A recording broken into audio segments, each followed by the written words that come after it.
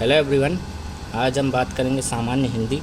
Nalanda publication के द्वारा है, डॉक्टर पृथ्वीनाथ पांडे के द्वारा लिखी गई है। जैसे कि आप देख सकते हैं, ये वही चीज़ दिया है उस बुक के बारे में। और यहाँ पे माँ भगवती के पावन चरणों में इसका प्राइस है 320 MRP पे, और कुछ नहीं इसमें खास दिया हुआ है। उसके बाद हम विषय क्रम पे चलते हैं। तो यहाँ पे इन्होंने बताया हिंदी साहित्यकार और उनकी कृतियाँ, भाषा का स्वरूप। फिर इसी तरह इन्होंने कंटेंट के तौर पे दिया हुआ है अव्यय, तत्सम, तद्भव शब्द, पर्यायवाची शब्द, विपरीतार्थक शब्द, सारा सिलेबस है। जैसे कि आप देख सकते हैं, मुहावरे और कहावतें, अशुद्धियाँ, संशोधनें, विराम चिन्ह, संधि, समास, रस, अलंकार, छंद, उपसर्ग, प्रत्यय। आप देख सकते हैं लेटर राइटिंग भी है यहाँ पे, ट्रांसलेशन है, अपठित गद्यांश मतलब अनसीन पैसेज है। अब जैसे मैं आपको आगे ले चलूँ तो भी यहाँ पे उन्होंने उनकी कृतियाँ के बारे में बताया है। अब जैसे थोड़ी दूर आगे चले तो अगर मैं आपको पहला चैप्टर दिखा दूँ, लिपि लेखन।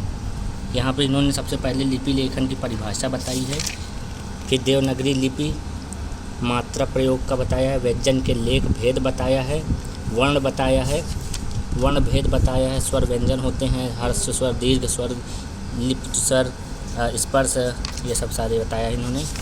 उसके आगे फिर जैसे आगे चलते हैं, अगर सर्वनाम पे बात करें तो परिभाषा बताया, सर्वनाम के भेद बताया, फिर सर्वनाम के भेद के फिर एग्जाम्पल देते हुए इन्होंने बहुत अच्छे तरीके से, मतलब आपको अगर जैसे UPCS में हिंदी आती है और बहुत ही पेपर में हिंदी आती है, UPSI में हिंदी आती है, हर जगह हिंदी आती है, तो हिंदी की बहुत ही ज़रूरत है। अगर आप UP का एग्ज़ाम दे रहे हैं तो basically Hindi is very important part. तो आप जैसे देख सकते हैं, शब्द युग्मों के अर्थ भेद, यही सब है इस बुक में। अब जैसे हम आगे चलें तो इस बुक की बात करें तो मुहावरे और कहावतें, खाकर डकार नहीं लेना, हजम कर जाना, और उसका फिर प्रयोग दिया है शब्दों के भाव में। मतलब आपको जैसे गा है, गा वर्ड, तो गा वर्ड के सारे आपको वो समझाया हुआ है मुहावरे, और उसके बाद अर्थ दिया है उसका। जैसे देखिए आपके यहाँ पे ये भी बता दिया कि UPPCS में आया है, RAS में आया है, राजस्थान एडमिनिस्ट्रेटिव सर्विस में, APO में आया है, ये BED में आ चुका है, ये UPPCS में फिर आया है, फिर RAS में आया है। यहाँ पे इन्होंने ये अच्छे तरीके से बताया। जैसे बिहार पब्लिक सर्विस कमीशन में आया, फिर UPPCS में आया, फिर UP लॉ सबऑर्डिनेट में आया है, MPPCS में ये आया है। तो यहाँ पे ये बहुत ही अच्छा तरीका, जैसे IAS 2003, 5, 7, 9 में ये आया है, घोड़ा पानी पढ़ना।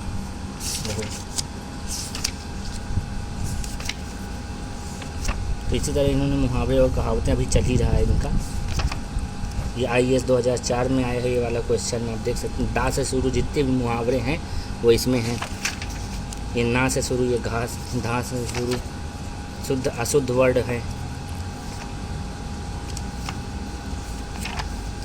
छंद के बारे में बताया है, छंद की परिभाषा, छंद के लक्षण, छंद के अंग, और जिन्होंने ये हिंदी के कुछ प्रमुख छंद के बारे में बता दिया है। उसके बाद उनके प्रमुख अंश के बारे में, और फिर जैसे अब आप बात करते हैं यहाँ पे शासकीय पत्रकारिता के बारे में बताया, ऑफिशियल लेटर के बारे में बता दिया है कि ऑफिशियल लेटर कैसे लिखते हैं, फॉर्मल इनफॉर्मल, जैसे कि रिमाइंडर लेटर कैसे होता है, सर्कुलर लेटर कैसे होता है, अनऑफिशियल लेटर के बारे में बात किया है, हिंदी अनुवाद के बारे में बात की कि इंग्लिश को हिंदी में कैसे अनुवाद सीखते हैं, और फिर यहाँ पे फॉर्म्स ऑफ टेंस के बारे में थोड़ा बता दिए, प्रेजेंट, पास्ट, फ्यूचर के बारे में बता दिया है, फिर अपठित गद्यांश के बारे में बात किया है, और फिर बस और कुछ बुक में खास नहीं है। और लास्ट में इन्होंने अपने बारे में फिर से बता दिया है। Thank you so much. अगर आपको ये वीडियो अच्छी लगी है तो प्लीज़ लाइक करें, सब्सक्राइब कर दें चैनल को, और अपने वैल्यूएबल कमेंट दें। Thank you.